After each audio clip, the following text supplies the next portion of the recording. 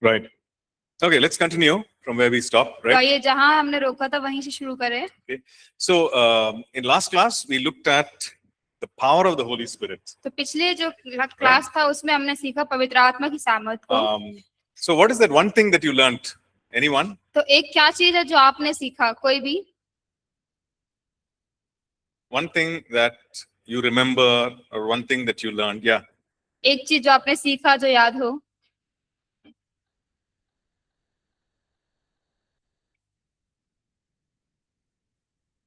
Okay. The way same way Jesus did Yeah. ministry. Okay. Anyone else? कोई और? We need to be. Yes.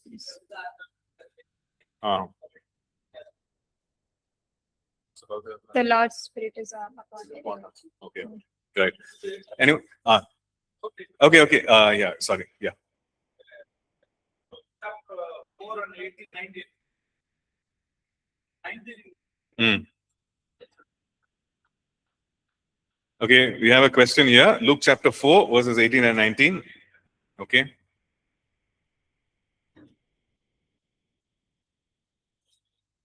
Yeah.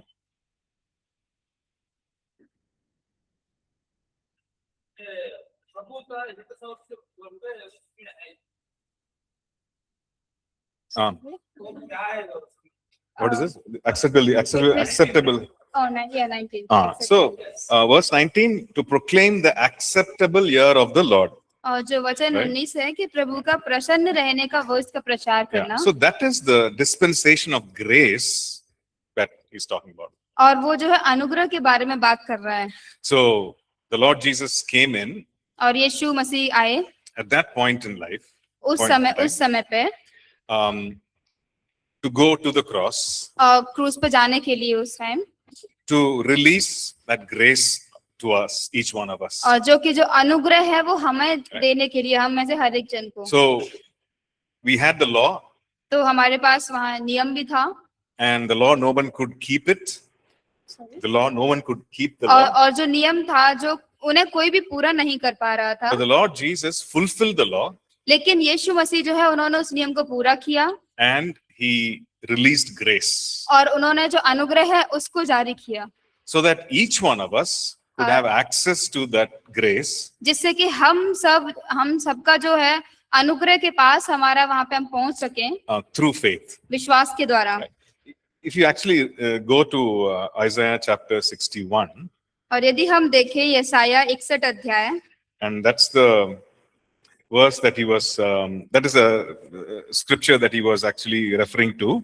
जो वचन है वो इसमें है जो वहाँ पे बता रहे थे. Right. Verse 2 says to proclaim the acceptable year of the Lord. और दूसरा वचन कहता है कि यहोवा के प्रसन्न रहने का वर्ष का प्रचार करने के लिए. The second part of it is and the day of the vengeance of the Lord. और उसके दूसरा हिस्सा जो इस प्रकार कहता है कि हमारे परमेश्वर के पलटा लेने के दिन का प्रचार करो. But the Lord Jesus stopped with acceptable year of the Lord. तो लेकिन जो यीशु मसीह है उन्होंने सिर्फ जो है प्रसन्न रहने का वर्ष का वहां तक रोक दिया था. But he's coming again. लेकिन वो फिर से आ रहा है. To judge, to bring judgment. जिससे कि वो न्याय देने के लिए. And that's the day of judgment. और वही है न्याय का दिन. But right now is the dispensation of grace. लेकिन अभी जो है ये अनुग्रह वाला समय है. And that is what he was talking about. और इसी बारे में बात कर रहे थे. Yeah, you have a question? Right. Okay, so if you look at the last class. और यदि हम पिछली क्लास में हम देखें. Just remember these things. तो इन सारी बातों को याद रखें.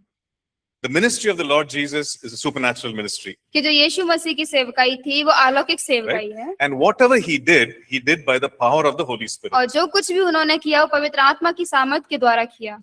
And the Lord Jesus, when he commissions the disciples. और यीशु मसीह जब उन्होंने अपने चेलों को वो कार्य सौंपा. When he commissions each one of us. और जैसे वो हम सबको सौंपते हैं. He wants us to do it in the power of the Holy Spirit. और जो है वो हमें चाहते कि हम पवित्र आत्मा की सामर्थ में रह के करें. It's the same Holy Spirit. और वो समान पवित्र आत्मा है. And that is why, he's turning around and he's saying in John chapter 14 verse 12. और इसीलिए वो फिर के यूहन्ना 14 अध्याय वचन 12 में हमसे कह रहे हैं. The things that I do, you will do also. और जो कार्य मैंने की वो तुम भी करोगे. Now people think, how can we do the things that Jesus did? तो हम सोचेंगे कि जो कार्य यीशु ने किए वो हम कैसे कर सकते हैं. Right? John chapter 14. Go there. John chapter 14. यूहन्ना 14 अध्याय. And verse 12, 12 वचन, right, it says, most assuredly, which means, I'm guarantee, I'm telling you, he who believes in me, और the works that I do, he will do also. वो कहते हैं कि मैं तुमसे सच कहता हूँ कि जो मुझ पर विश्वास रखता है ये काम मैं जो करता हूँ वह भी करेगा. And he says, greater works than these he will do, और वो कहते हैं कि इनसे भी बड़े काम करेगा because I go to my Father. क्योंकि मैं पिता के पास जाता हूँ. Right? So there is a key there. तो वहां पे एक कुंजी दी गई है, Because he goes to the Father. क्योंकि वो पिता के पास जाता He है. says, the works that I do, you will do also. जो कार्य है वो करता है वही हम भी करेंगे. And he says here, when he goes to the Father, और वो कहता है कि जब वो पिता के पास जाता है he will send the helper, the Holy Spirit. और वो कहता है कि मैं मददगार को तुम्हारे पास भेजूंगा. And the helper is the one who empowers us. और जो हमारा सहायक होगा वो हमें सामर्थ प्रदान करेगा. So the Lord Jesus, he did everything on earth by the power of the Holy Spirit. तो प्रभु यीशु ने जो भी इस संसार पे किया इस पृथ्वी पे वो पवित्र आत्मा की सामर्थ के द्वारा किया. And we have the same Holy Spirit. और वही पवित्र आत्मा हमारे पास भी है. And he wants to anoint us with the same Holy Spirit. और वो हमें भी अभिषेक करना चाहता है उसी पवित्र आत्मा के द्वारा. So that this verse can be a reality. जिससे कि ये जो वचन है ये सत्यता में आ सके. So that we, each one of us, can walk in the reality of this verse. जिससे कि हम में से हर एक जन जो इस वचन की सच्चाई है उसमें होके चल सके. Right? He says, I go to the Father. और वो कहता है मैं पिता के पास जाता हूँ. And he says, those who believe in me will do the works that I do. और वो कहता है कि जो भी मुझ में विश्वास करेंगे जो कार्य मैंने किए वो भी करेंगे. Because I go to the Father. क्योंकि मैं पिता के पास जाता हूँ. Okay? Because he goes to the Father, he sends the Holy Spirit who empowers us. क्योंकि वो पिता के पास जाता है इसीलिए पवित्र आत्मा को भेज रहा है जो हमें सामर्थ देगा. So what else did we learn? तो और हमने क्या सीखा? We saw that the power of God has not come to an end. तो हमने ये देखा कि जो परमेश्वर का सामर्थ है वो खत्म नहीं हो गया है. There is no expiry date for the signs and wonders and miracles of God. चिन्ह चमत्कार और अद्भुत कार्य के लिए कोई भी एक्सपायरी डेट नहीं है. It continues on, वो चलता रहता है. right? And we looked at the reasons also. और हमने उसके कारण भी देखे. And because there are counterfeits, और कुछ नकली है उसके कारण, because there are lying signs and wonders, क्योंकि झूठे चिन्ह और चमत्कार है उनके कारण, there is no reason why we should not seek the Lord and his power. ये कोई कारण नहीं है कि हमें क्यों नहीं परमेश्वर को खोजना चाहिए और उसकी सामर्थ को खोजना चाहिए. The only thing is that we believe in him और केवल एक चीज जो है कि हम उसमें विश्वास करते हैं and we allow him to fill us, baptize us with the Holy Spirit. और हम उसको अनुमति देते हैं हमें भरने के लिए और पवित्र आत्मा से बपतिस्मा देने के लिए. Okay, so any doubts, any questions तो कोई based on what we प्रश्न learned जो हमने अब तक सीखा उसके प्रति कोई प्रश्न? Okay, no questions? कोई प्रश्न नहीं है. Okay, let's look at the next topic. तो आइए अगला विषय देखें. Now we saw that Holy Spirit is powerful. तो हमने देखा कि पवित्र आत्मा सामर्थशाली है, He's all powerful. वो सर्वशक्तिशाली है. And in the morning class you would have learned Holy Spirit is God.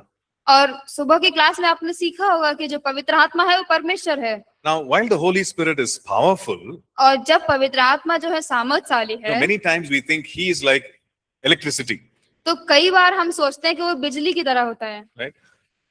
He's powerful, वो सामर्थशाली है so he must be like electricity. तो वो बिजली की तरह हो सकता है. He must be inanimate, or inanimate means he must be like a chair or a table or और anything else, हो सकता है वो किसी वस्तु की तरह हो, कोई कुर्सी है या कोई मेज है. right? But the Bible says that the Holy Spirit is a person. लेकिन बाइबल हमें इस प्रकार बताती है कि जो पवित्र आत्मा है वो परमेश्वर, वो व्यक्ति है. Right? So many times people say, the Holy Spirit came upon me and I felt some electricity go through me. और तो कई बार लोग कहते हैं कि मुझे ऐसा महसूस हुआ, पवित्र आत्मा मेरे ऊपर आया और मुझे कुछ बिजली जैसा महसूस हुआ मेरे ऊपर जाते हुए. And sometimes we think, okay, maybe he's like that. और तो कई बार हम सोच भी लेते हैं कि शायद वो इस तरीके का है. But the Holy Spirit is a person. We need to understand that. लेकिन हमें समझने की जरूरत है जो पवित्र आत्मा है वो व्यक्ति है. Okay? So what does a person do? तो एक व्यक्ति क्या करता है? A person will speak, वो बात करेगा. right? A person communicates. और वो बातचीत करता है. A person has emotions. उस व्यक्ति के पास भावनाएं भी होती हैं. What are emotions? और क्या क्या भावनाएं होती You're happy, you're sad, खुश होते हैं, नाराज होते हैं, excited. बहुत ही उत्सुक होते हैं, You want to take the last piece of chicken, और आप जाके जो चिकन का आखिरी भाग होता है वो भी लेना चाहते हैं, and somebody who's in the line in front of you, they take it. और आपसे पहले कोई लाइन में लगा होता है वो ले लेते हैं जाके, You are sad. तो आप That's an emotion, उदास हैं। तो वो एक भावनाएं होती हैं। right? So the Holy Spirit has emotions. तो पवित्र आत्मा के पास भी भावनाएं हैं। So Holy Spirit is a person. पवित्र आत्मा एक व्यक्ति है, So we should never forget that. तो हमें ये कभी नहीं भूलना So चाहिए। when we relate to God, the Holy Spirit, तो जब हम परमेश्वर के साथ, पवित्र आत्मा के साथ संबंध बनाते हैं, we can talk to Him as we would to another person. तो हम उससे इस प्रकार बात कर सकते हैं जैसे कि हम एक व्यक्ति के साथ करेंगे। So He speaks, तो वो बात करता है, He listens, वो सुनता है, right? So we can speak, जिससे कि हम बात कर सकें, and when He speaks, we can listen, और जब वो बात करता है तो हम सुन सकें। right? So I just want to encourage us to relate to God, the Holy Spirit, as to a person. तो हम आपको प्रोत्साहित करना चाहते हैं कि परमेश्वर के साथ, पवित्र आत्मा के साथ एक व्यक्ति के जैसा संबंध बनाएं। The Bible says that we can grieve the Holy Spirit. और जो बाइबल है वो इस प्रकार बताती है कि पवित्र आत्मा को हम दुख पहुंचा सकते हैं, We can make Him sad. हम उसे नाराज कर सकते हैं। When does He become sad? तो वो कब उदास होते हैं? Because when we do something that is unrighteous, He grieves. और जब कुछ हम ऐसा कार्य करते हैं जो धर्मी नहीं है तो उसे दुख होता है। The Bible also says that we can quench the Holy Spirit. और वो बाइबल में ऐसा भी बताती है कि हम पवित्र आत्मा को बुझा भी सकते हैं। What does that mean? उसका मतलब क्या है? Just imagine there is a fire. और तो कल्पना करें कि आग है वहां कहीं, Okay, so how do you put out the fire? तो आप उसे Okay, you can put water, you can put sand, तो बुझाने के लिए पानी डाल सकते हैं, मिट्टी डाल सकते हैं, and we can put out the fire. और हम उसे बुझा सकते हैं। Now, we can actually quench in the same manner the fire of the Holy Spirit. God wants to do something, but we can actually stop that by disobeying Him. तो परमेश्वर वहां पे कुछ करना चाहता है हमारे जीवन में, तो हम उसे कब रोक सकते हैं? जब हम कुछ उनकी आज्ञा ना माने उसके द्वारा। We can quench the work of the Holy Spirit. जो पवित्र आत्मा का कार्य है हम उसे बुझा सकते हैं। And that's why Paul writes to Thessalonians और इसीलिए पौलुस है वो जो थिस्सलुनीकियों कलीसिया थी उनसे लिखता है। in 1 Thessalonians chapter 5, I think. Let's look at that verse. तो ये वचन देखिए, पहला थिस्सलुनीकियों 5 अध्याय, Right? In verse 19, he says, "Do not quench the Spirit." और वचन 19 में बताता है कि पवित्र आत्मा को ना बुझाओ। Right? Do not quench the Holy Spirit. पवित्र आत्मा को ना बुझाओ। And the next verse, he says, "Do not despise prophecies." और अगले वचन में कहता है कि भविष्यवाणियों को तुच्छ ना जानो। Okay? So why does he say, "Do not quench the Spirit"? तो वो क्यों कहता है कि पवित्र आत्मा को ना बुझाओ? Because it is possible for us to quench the work of the Spirit. क्योंकि हमारे लिए संभव है कि हम पवित्र आत्मा के कार्यों को बुझा दें। Okay? Now let's look at some aspects of how the Holy Spirit is a person. तो आइए हम कुछ बातों को देखें कि किस प्रकार जो पवित्र आत्मा है वो व्यक्ति है। The Bible says that the Holy Spirit is a helper. और जो बाइबल है वो इस प्रकार बताती है कि पवित्र आत्मा जो है वो सहायक है, He helps us. वो हमें मदद करता In है। fact, the Greek word which is used there, और जो यूनानी शब्द वहां पर इस्तेमाल किया गया है, it means helper, comforter, counselor, guide, and so many other things. इसका मतलब हमें अगुवाई करने वाला, साझेदारी करने वाला, हमें मदद करने वाला, बहुत सारी बातें। Somebody who comes alongside and helps you. और कोई जो हमारे साथ आता है और हमें मदद करता है। Okay. So I want to take a minute. I want you to take a minute तो हम चाहते हैं कि आप 1 मिनट लें and write down, और लिखें what do you need help in? आपको किस बात में मदद चाहिए। Right? So it can be very personal. तो ये पूरी तरीके से व्यक्तिगत भी हो सकता है। Right? I'm not going to ask you to read out or show it to another person. तो Right? हम आपको नहीं बोलेंगे कि आप उसे पढ़ें या फिर किसी और को दिखाएं। So you can write freely. तो आप उसे पूरा खुल के लिख सकते हैं। I need help in this area. मुझे इस क्षेत्र में मदद चाहिए। Maybe it's something that you've never shared with another person. और शायद ये कुछ ऐसा हो सकता है आपने किसी व्यक्ति के साथ कभी इसे साझा ना किया हो। Sometimes we feel so ashamed. तो कभी कभार हमें बहुत शर्म लगती है बांटने में How can I ask for help कि मैं कैसे मदद के लिए पूछ सकता हूँ, regarding this? How can I ask? इस बारे में मैं कैसे पूछ सकता हूँ। Right. But I want you to write it down. लेकिन हम चाहते हैं आप Okay? लिखें। I'm not going to ask you तो to आपको show. पूछेंगे नहीं दिखाने के लिए, You don't have to read it out, आपको इसे पढ़ना भी नहीं है, but you write it. लेकिन आप लिखें, I need help in this area. मुझे इस क्षेत्र में मदद की जरूरत है। Okay? Just one thing. बस एक चीज को ही लिख लीजिए। Okay, done? Finished? Right? Okay. Just be truthful and transparent and write it down. तो ईमानदार होके लिखिए जिसमें भी आपको जरूरत लगती हो। Okay. Online students also, you can do the same thing. तो ऑनलाइन के लोग भी आप ऐसे कर सकते हैं। Okay.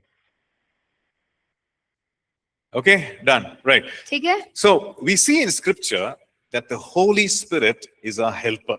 तो हम वचन में ये देखते हैं कि जो पवित्र आत्मा है हमारा सहायक है। Okay. He helps us. वो हमें मदद करता है। He helps us to overcome.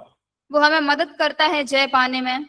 He brings help into our lives. वो हमारे जीवन में मदद को लेके आता है। In various areas of our life, we need help. कई प्रकार के क्षेत्र होते हैं हमारे जीवन में जहाँ हमें जरूरत होती है। He is the helper. तो वो हमारा मदद करने वाला है। He helps us to change our lives. वो हमें मदद करता है हमारे जीवन को बदलने में। Right? Look at this, Acts chapter 5 and verse 32. तो आइए देखिए प्रेरितों के काम 5वां अध्याय वचन 32। Okay? It says here that we are his witnesses to these things. और वो कहता है कि हम उसके गवाह हैं इन सारी बातों के लिए। So also is the Holy Spirit whom God has given to those who obey him. और वैसे ही पवित्र आत्मा भी जिसे परमेश्वर ने उन्हें दिया है जो उसकी आज्ञा मानते हैं। We can ask him boldly. तो हम उसे हियाव के साथ मांग सकते हैं। We can ask him for help. हम उससे मदद के लिए मांग सकते हैं। Now he's not going to make fun of us. तो वो हमारा मजाक नहीं बनाने वाला है। Right? You know, sometimes we hesitate to ask, right? तो कई बार हम झिझकते हैं पूछने के लिए। Because people say, hey, you don't know this thing. क्योंकि लोग ऐसा बोलते हैं कि आपको ये नहीं पता। Something very simple. ये बहुत ही आसान है। How can you not know this? क्या कैसे तुम इस चीज को नहीं जानते? Right? And maybe they laughed at you. और हो सकता है वो आप पे हंसे। But God will never laugh. लेकिन परमेश्वर कभी नहीं हंसेगा। We can ask him. हम उससे मांग सकते हैं। Right? When we say, Holy Spirit, help me. तो जब हम कहते हैं पवित्र आत्मा हमें मदद करो, I'm unable to change in this area. तो मैं मेरे इस क्षेत्र में बदल नहीं पा रहा हूँ। I'm not able to overcome. और मैं वहां पे जय नहीं पा रहा हूँ। I have a problem with anger. और मुझे मेरे गुस्से के साथ परेशानी है। We can ask him. हम उसे मांग सकते हैं, पूछ सकते हैं। Now he's not going to say, you know, you've been a believer for so many years. Why are you still stuck in this? He's not going to say that. तो वो ऐसा नहीं कहने वाले कि तुम बहुत सारी सालों से विश्वासी हो फिर भी तुम इसी में अटके हुए हो। वो ऐसा नहीं बोलेंगे। He will help us. वो हमें मदद करेगा। Right? So the Holy Spirit is our helper. तो पवित्र आत्मा हमारा सहायक है। Okay. So why don't we take a minute to just pray? तो क्यों ना हम 1 मिनट लें प्रार्थना करने के लिए। Right? You close your eyes आप आपकी आंखें बंद करें and say, Holy Spirit, help me.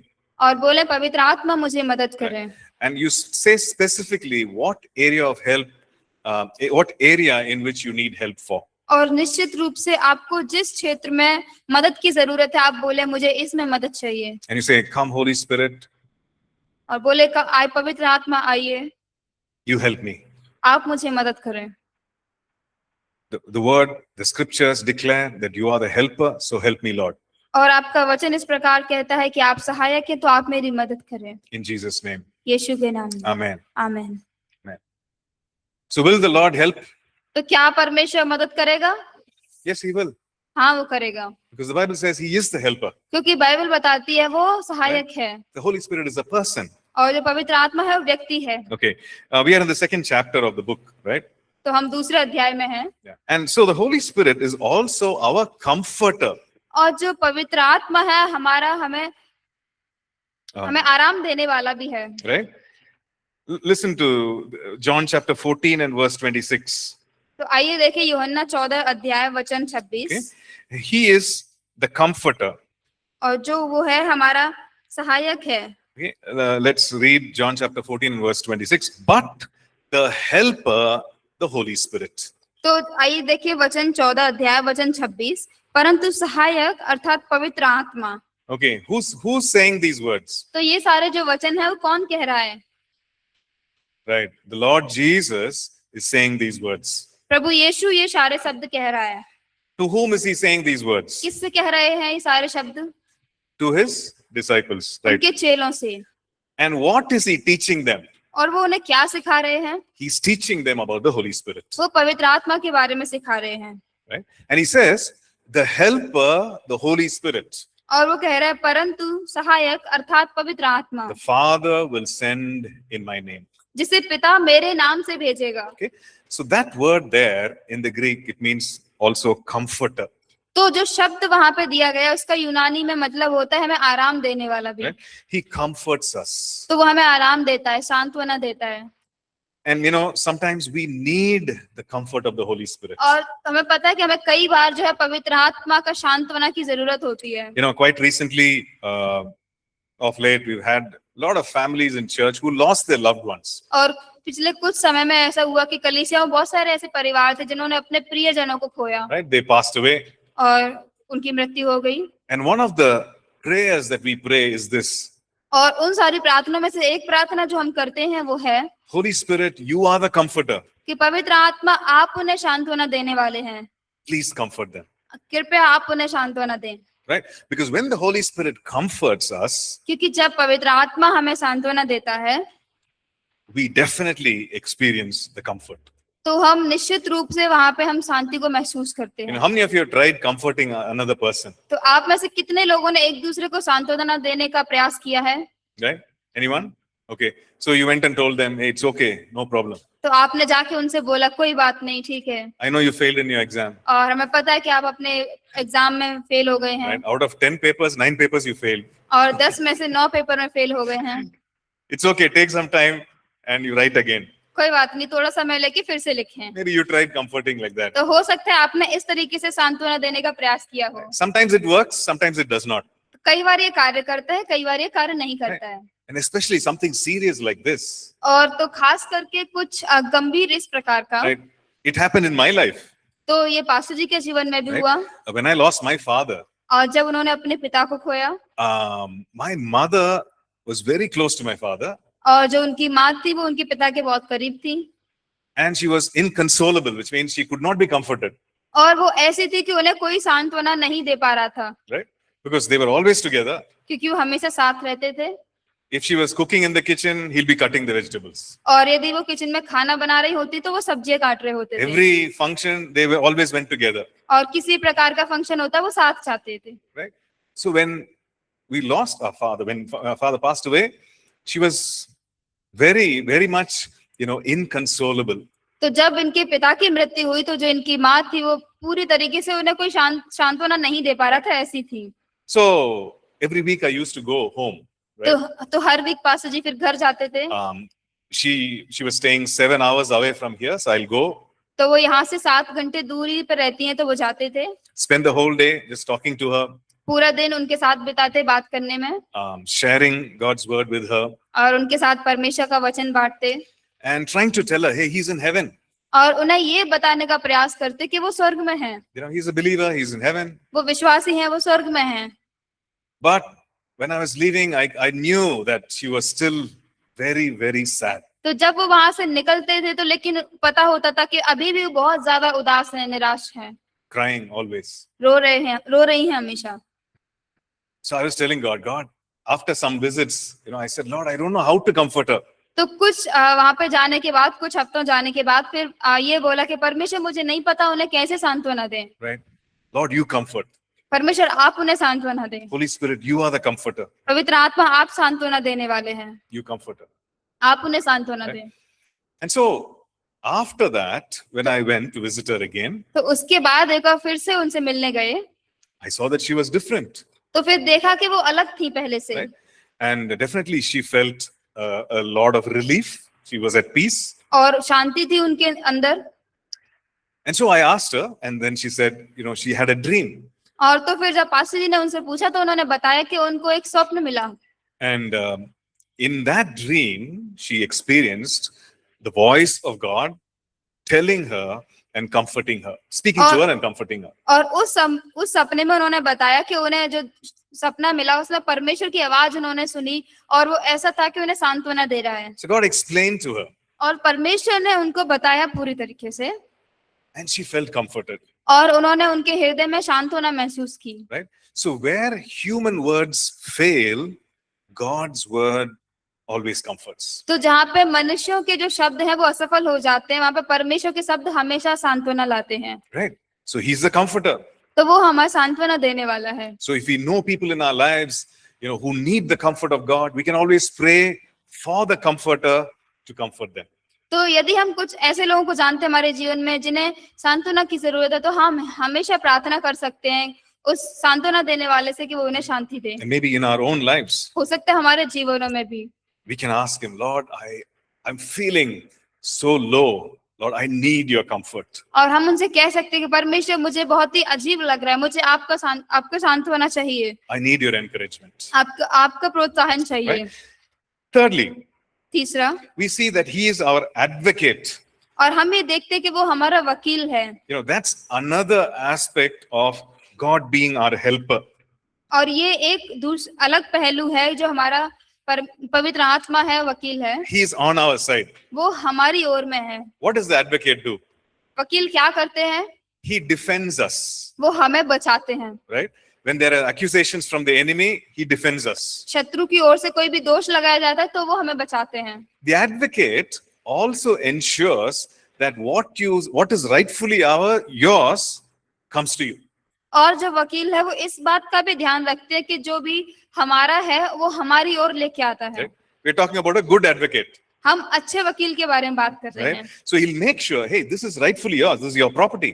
तो वो हमें बताते हैं कि अधिकार से ये आपका है, तो वो हमें दिलाता है। So he'll argue and debate and make sure that what is rightfully yours comes to you.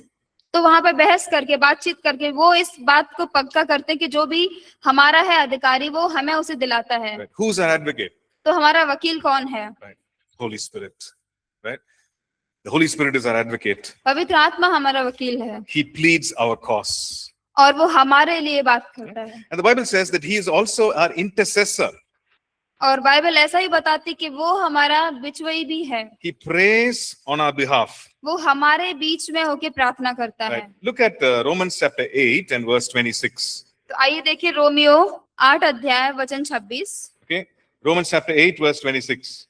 Romeo 8 वचन 26। Okay, can somebody read it please? क्या उसे कोई पढ़ सकते हैं? You can read it in Hindi. आप हिंदी में से पढ़ सकते हैं। Anyone with a mic? Romeo 8 26। Romans 8 verse 26. Okay. इसी रीति से आत्मा भी हमारी दुर्बलता में सहायता करता है, क्योंकि हम नहीं जानते कि प्रार्थना किस रीति से करना चाहिए, परंतु आत्मा आप ही ऐसी आहें भर कर जो बयान से बाहर है हमारे लिए विनती करता है। Okay. So what does it say here? तो यहाँ पे क्या कहता है? The Holy Spirit helps us. कि पवित्र आत्मा हमें मदद करता है। Okay? So he's the helper. तो हमें सहायक है। How does he help us? वो कैसे मदद करता है? It says sometimes we do not know what we should pray for. कि कहता है कि कई बार हमें नहीं पता होता है कि हम कैसे प्रार्थना करें, But the Holy Spirit prays for us. लेकिन जो पवित्र आत्मा है हमारे लिए प्रार्थना करता है। Should I go to APC Bible College?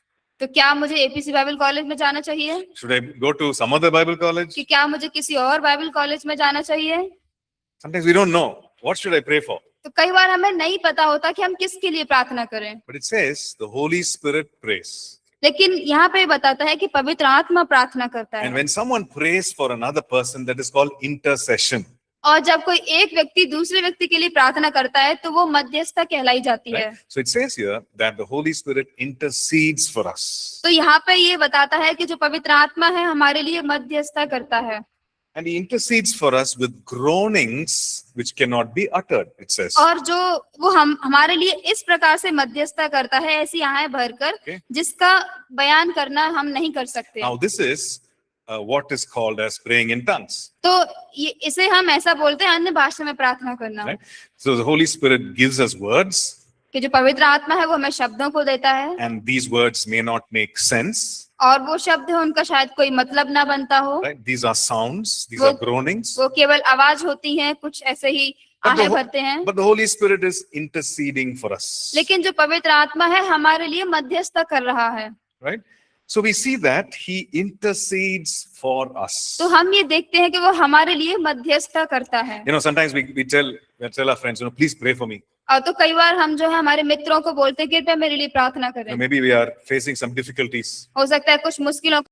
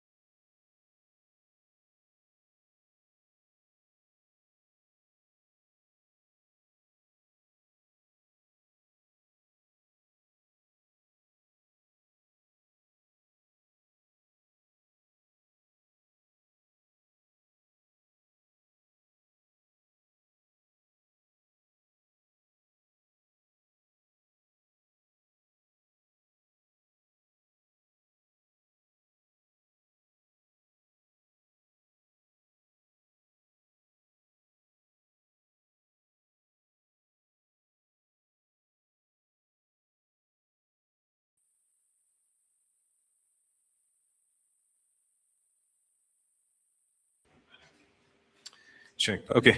Sorry about that. There was no power. Now तो we're back on. पावर नहीं थी, उसके लिए माफी चाहते हैं। Yeah, let's continue, right? तो आइए हम उसमें जारी रखें। So for what does he intercede? तो वो किस बात के लिए मध्यस्थता करते हैं?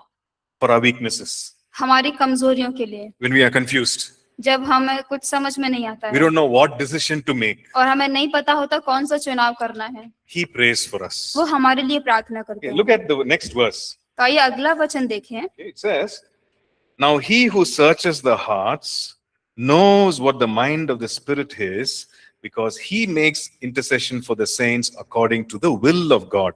Right? और वचन 27 में इस प्रकार लिखा है, और मनों का जांचने वाला जानता है कि आत्मा की मनसा क्या है, क्योंकि वह पवित्र लोगों के लिए परमेश्वर की इच्छा के अनुसार विनती करता Okay. है। So according to the will of God, तो परमेश्वर की इच्छा के अनुसार करता है, according to what God's perfect will is, और परमेश्वर की उस सिद्ध इच्छा के अनुसार जो है, which means that those kind of prayers will always be granted. इसका मतलब उस प्रकार की जो प्रार्थना है हमेशा पूरी होंगी। Right? So he intercedes for us. तो वो हमारे लिए मध्यस्थता करता है। The next thing that we see, that he is our counselor. तो अगली चीज हमें देखते हैं कि वो हमारा सलाहकार होता है। Okay? So when you need advice, whom do you go to? तो जब हमें कोई सलाह चाहिए होती है तो हम किसके पास जाते हैं? Right? We go to various people. तो हम कई प्रकार के लोगों के पास जाते हैं। Right? Suppose we need advice in cooking. और कल्पना करिए, मान लीजिए कि हमें सलाह चाहिए खाना पकाने के लिए, We know whom we should ask. तो हम जानते हैं हमें किसको पूछना Right? चाहिए। Somebody in the family, परिवार में किसी को, someone who's experienced. और कोई ऐसा व्यक्ति जो बहुत ज्यादा अनुभवी हो, We ask. तो हम उनसे पूछते हैं। And maybe you need some help with your phone. और हो सकता है आपको आपके फोन के बारे में किसी की मदद Right? I want to चाहिए, know how to use this, how to use तो that. आप जानना चाहते हैं कि इसे कैसे इस्तेमाल करना है, You ask someone who has that experience. तो आप किसी ऐसे व्यक्ति को पूछेंगे जिनके पास अनुभव हो। So we all of us have experience in asking people who can give us advice. तो हम सबके पास उस बात का अनुभव होता है कि हम लोगों को पूछते हैं सलाह देने के लिए। Have you ever received wrong advice? क्या आपने कभी गलत सलाह को प्राप्त किया है? Right? You're going on the road आप रोड पे जा रहे हैं, and you ask them, where is this place? How do I get there? आप किसी को पूछते हैं कि इस जगह पे मैं कैसे पहुंचूं, ये कहाँ है? And they tell you, okay, take a right, first left, and then third right. और वो कहते हैं कि दाएं मुड़ो, फिर पहले में जाके बाएं मुड़ो, फिर आगे जाके दाएं मुड़ो, And you take the direction और आप उस दिशा पे चलते हैं and you end up in the wrong place. और आप एक गलत जगह पे पहुंच जाते हैं। Right? It has happened to me. तो ऐसा हुआ है, Wrong advice. ये गलत सलाह।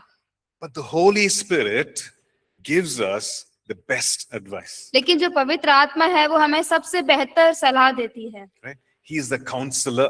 वो सलाहकार है, He brings wise counsel वो जो अच्छी सलाह होती है वो उसको लेके आता है about various things in our lives कई प्रकार की चीजों के बारे में हमारे जीवन में, and all areas of our lives. और हमारे जीवन के हर एक क्षेत्र में He brings counsel. वो सलाह को लेके आता है। The Lord Jesus talked about the Holy Spirit like this. और प्रभु यीशु ने जो है पवित्र आत्मा के बारे में इस प्रकार से बात की। He said the Holy Spirit leads us into all truth. और वो इस प्रकार कहता है कि जो पवित्र आत्मा है वह हमें हर प्रकार के सत्य में रह के अगुवाई करता है। He leads us into truth. वो हमें सत्य में अगुवाई करता है। What we need, He leads us into. हमें क्या चाहिए, हमें क्या जरूरत होती है, उसमें अगुवाई करता है। Okay. What is the next thing? तो अगला क्या है? We see that He strengthens us. हमें देखते हैं कि वो हमें बल देने वाला होता है। And this strength is not just physical strength, but also emotional strength. और ये जो बल है ये केवल हमारा शारीरिक तरीके से ही नहीं बल्कि भावनात्मक रूप से भी है, But also spiritual strength. और आत्मिक भी। He strengthens us physically, emotionally, spiritually. वो हमें बल देता है शारीरिक रूप से, भावनात्मक रूप से और आत्मिक रूप से भी। Okay, let's look at Ephesians chapter 3 and verse 16. तो आइए देखें इफिसियों 3 अध्याय वचन 16। Okay, Ephesians 3:16. इफिसियों 3:16। Paul is praying this over the Ephesian church. और Okay, जो पौलुस है वो इफिसियों की कलीसिया के ऊपर ये प्रार्थना कर रहा है। it says, Paul says that he would grant you according to the riches of his glory to be strengthened with might through his spirit in the inner man. कि वह अपनी महिमा के धन के अनुसार तुम्हें यह दान दे कि तुम उसके आत्मा से अपने भीतरी मनुष्यत्व में सामर्थ पाकर बलवंत होते जाओ। Okay, let's read that again. आइए उसे फिर से पढ़े। It says, strengthened with might through his spirit. और वह कहता है कि भीतरी मनुष्य में सामर्थ पाकर बलवंत होते जाओ उसकी आत्मा के द्वारा। Okay, you are strengthened with power, और उसकी सामर्थ जो हमें बल देती है, strengthened with ability. वो हमें सामर्थ देता है योग्यताओं के साथ। How? कैसे? Through the Holy Spirit. पवित्र आत्मा के द्वारा। And specifically, it's talking about being strong in the inner man. और खास करके यहाँ पे वो हमारा जो भीतरी मनुष्यत्व है उसके बारे में बात कर रहा है। Right? And so recently, I went for a funeral. और तो अभी कुछ समय पहले ही पास्टर जी एक अंतिम संस्कार होता वहां गए। And there they were talking about this person who passed away. तो वहां जो व्यक्ति की मृत्यु हो चुकी है उस बार उनके बारे में बात कर रहे थे। They said this person was very strong, और तो वो कह रहे कि ये व्यक्ति बहुत ही ताकतवर था, not physically, शारीरिक रूप से नहीं but emotionally. लेकिन भावनात्मक रूप से। Faced many difficulties, बहुत सारी मुसीबतों का सामना किया but very strong. लेकिन बहुत ही मजबूत। Right? And so they were saying that this person, when she was younger, she would face a lot of difficulties, a lot of challenges. तो वो कह रहे कि जब ये व्यक्ति जवान थी तो बहुत सारी मुसीबतों का सामना करती थी, बहुत परेशानियां झेली। Right? They didn't have enough money. और उनके पास पर्याप्त धन नहीं था। And so they would ask the principal for the teachers to take the books that were used by the other students so that the children can use the books. तो जो वहाँ उस कॉलेज की कोई प्रिंसिपल हुआ करते थे वो उनसे बोलते थे कि उन किताबों का इस्तेमाल करें, वो स्टूडेंट्स लें जिससे कि वो अपना घर चला सकें। And when she had to go to the hospital, और जब उन्हें अस्पताल में जाना होता था, she had small children. उनके छोटे बच्चे थे, So she went to the hospital. तो अस्पताल में गई। The doctor said, no, I have to admit you. और तो अस्पताल में डॉक्टर कहते कि नहीं, हमें आपको भर्ती करना पड़ेगा। She said, no, I'll come back later. तो वो कहती थी कि नहीं, हमें बाद में आऊंगी, Because I have to go cook for my children. क्योंकि मुझे जाके मेरे बच्चों के लिए खाना पकाना So है। she went, cooked, and then came back. तो वो जाके खाना पका के फिर से वापस आई। Very strong बहुत ही मजबूत emotionally. भावनात्मक रूप से, Very strong in the spirit. उनके आत्मा में बहुत मजबूत। Right? So who can strengthen us? तो हमें कौन बलवंत बना सकता है? It says here, the Holy Spirit, because Paul is praying that prayer. He's saying, strengthened with might through the Spirit in the inner man. तो जो पौलुस है वो यहाँ पे यही प्रार्थना कर रहा है कि हमारे भीतरी मनुष्य में पवित्र आत्मा के द्वारा सामर्थ पाओ। How did Peter become a strong person? पतरस कैसे जो था बलवंत व्यक्ति बना? He was strengthened by the Spirit, right? वो पवित्र आत्मा के द्वारा सामर्थ पाया गया था। सही बात। Peter denied the Lord. पतरस जो है प्रभु यीशु का उसने इनकार किया। Has anyone denied the Lord? किसी ने प्रभु का इनकार किया है? We felt ashamed about Jesus. तो यीशु के बारे में हमें शर्मिंदगी महसूस हुई हो? Peter felt ashamed. पतरस को ऐसा महसूस हुआ था। After walking with the Lord, यीशु मसीह के साथ चलने के बाद भी, after seeing all the miracles and everything, he still felt ashamed. सारे चमत्कार देखने के बाद भी उसे खुद Right? फिर भी शर्मिंदगी महसूस And हुई he was afraid. और वो डरा हुआ And था। so he denied the Lord. तो इसी के कारण उसने यीशु मसीह का इनकार किया। I don't know. He said, I don't know this Jesus. तो वो कहता है कि मैं इस यीशु मसीह को नहीं जानता, I was never with Jesus. मैं कभी यीशु के साथ नहीं था। And the same Peter told the Lord Jesus, I will always be with you. और वही जो पतरस था उसने यीशु मसीह को बोला था कि मैं सदैव तुम्हारे साथ रहूंगा, Till the end, I will be with you. अंत तक भी मैं तुम्हारे साथ रहूंगा। And he denied the Lord 3 times, right? और वो यीशु का इनकार करता है 3 बार। The same Peter, और वही पतरस when the Holy Spirit anointed him, जब पवित्र आत्मा ने उसको अभिषेक किया, he stood up and preached to the same people. और वो खड़े होके फिर उसने उन्हीं लोगों के साथ प्रचार किया। He was inside the temple. और वो मंदिर के अंदर था। The same religious leaders who crucified Jesus were there. और जो अगुवे थे वहां पे, मंदिर के अगुवे जिन्होंने यीशु को क्रूस पे चढ़ा है, वही लोग वहां पे थे। Same people. वही लोग। And they threatened Peter. और वो लोग उस पतरस को धमकी देते थे। They said, you can't preach in the name of Jesus. और उन्होंने कहा कि तुम यीशु के नाम में प्रचार नहीं कर सकते। But here we see a different Peter. लेकिन हम यहाँ पे एक बड़े ही अलग पतरस को देखते हैं। And Peter says, should we obey God or man? और पतरस कहता है, क्या हमें परमेश्वर की आज्ञा माननी चाहिए या मनुष्य की? And he says, we will continue to do that. और वो कहता है कि मैं ऐसा करते रहना जारी रखूंगा। Great boldness. बड़ा ही अच्छा हियाव। Now, how did that happen? तो ये कैसे हुआ? Because he was strengthened by the Spirit in the inner man. क्योंकि पवित्र आत्मा के द्वारा वो अपने भीतरी मनुष्य में उस बलवंत हुआ था। The Holy Spirit can strengthen us. पवित्र आत्मा हमें सामर्थ्य दे And सकता है। sometimes we might think, okay, I don't have courage, I don't have boldness. और तो कई बार हम ऐसा सोच सकते हैं कि मेरे पास हियाव नहीं है, मेरे पास अच्छा बल नहीं है, I'm so fearful, I'm afraid. तो मैं बहुत ही डरा हुआ हूँ। You know, when the room is dark, I don't feel like going inside. और जब कमरा में अंधेरा होता है तो मुझे अंदर जाने महसूस भी नहीं होता। Anybody like that? कोई ऐसा है Let somebody say, someone else switch on the light, then I'll go. कि यदि कोई और लाइट जाके जला दे तो मैं जाऊंगा? Whatever be the reason, कोई भी कारण हो सकता the है, Holy Spirit can change that. पवित्र आत्मा उसे बदल सकता है।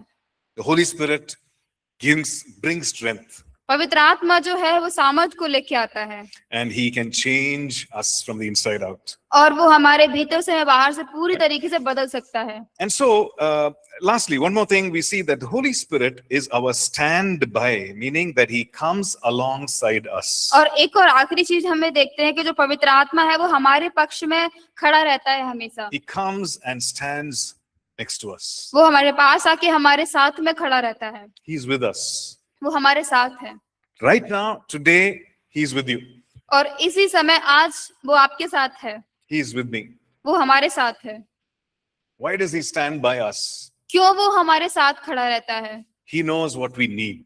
वो जानता है हमें क्या जरूरत है। He stands by us to bring counsel, to bring comfort, and to bring strength. वो हमारे साथ सामर्थ लाने के लिए, सलाह को लाने के लिए, सांत्वना को लाने के लिए खड़ा रहता है। Amen. आमीन। So what should we do? तो हमें क्या करना चाहिए? Many times we don't talk to God. कई बार जो है हम परमेश्वर से बात नहीं करते, We don't ask him for help. हम उससे मदद के लिए नहीं पूछते। We don't receive the help that he wants to give us. जो मदद वो हमें देना चाहता है हम उसे नहीं प्राप्त करते। Right?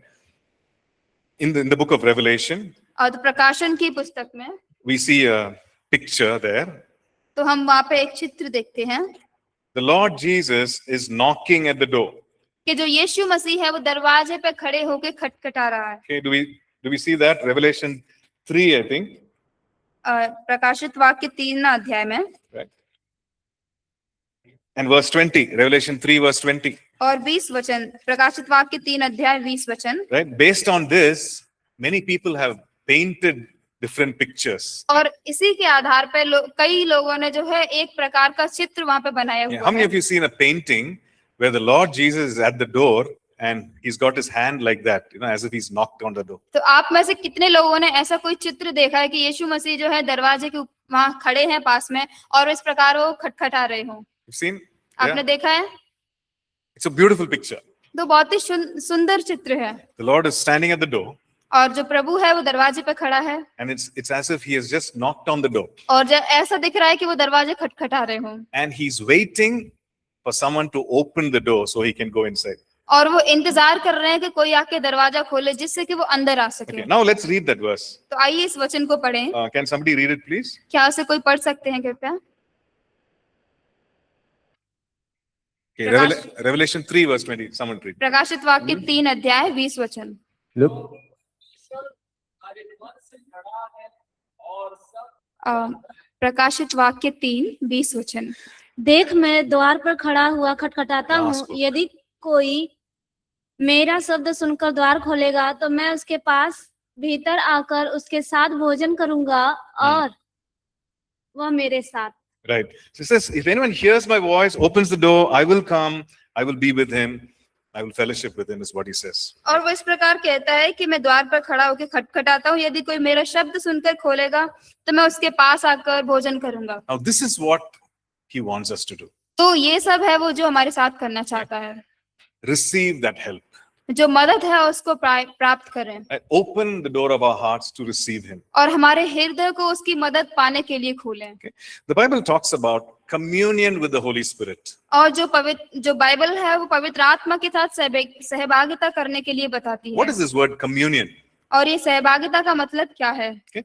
If you look at 2 Corinthians 13 and verse 14, और यदि हम देखें 2 कुरिन्थियों 13 अध्याय वचन 14, it says, the grace of our Lord Jesus Christ, the love of God, and the communion of the Holy Spirit be with you all.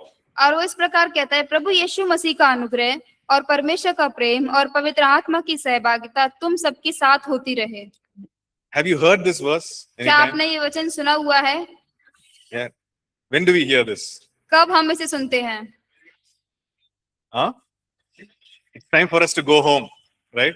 We are collecting all our bags, Bibles, तो ये already हमारे ready, घर जाने का समय है अब, right? At the end of the service, और जो सभा होती है उसके अंत में हम ये वचन सुनते हैं, the pastor who is leading pronounces these words. और जो कोई भी वहाँ पे अगुवाई कर रहे होते हैं इस वचन को बोलते हैं। Okay?